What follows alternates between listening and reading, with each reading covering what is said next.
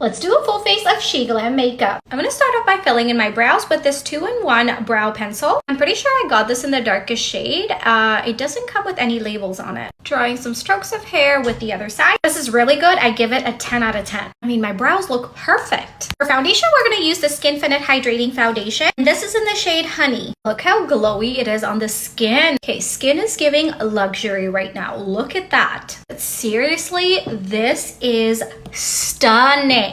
With the 12-hour full coverage concealer, this might be too pale. It blended like butter. I actually do not mind it. I'll go around and contour my face using this Color and Sculpt stick. This actually might be a perfect contour shade for me. Here we go. It's like the perfect cool tone brown. Let's see how this blends out.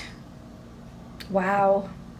It's very nice. I'm actually super impressed by the quality of the makeup. It was so affordable, but yet it is performing like high-end makeup. I had a couple dots of this contour shade. This is slightly deeper. I've been using this contour every single day since I tried it. It's so pretty. And I think it's perfect for beginners because you don't even have to work hard to blend it out. It blends on its own. Not on its own, but it's not hard work at all when it comes to blending. We're gonna do 2 shades of the liquid blushes. We have Birthday Suit and Love Cake. We're gonna do Birthday Suit on the highest point of the cheek. Let's blend this out. Isn't this so pretty? Let's do it on this side. We're gonna do Love Cake right on here. Look at that. Add a tiny bit of concealer just to highlight and blend everything together for a seamless finish. Look how flawless this side looked compared to this side. For powder, I only have the Velvet Oil Control Powder. Wait, hold on. Do you guys see the difference?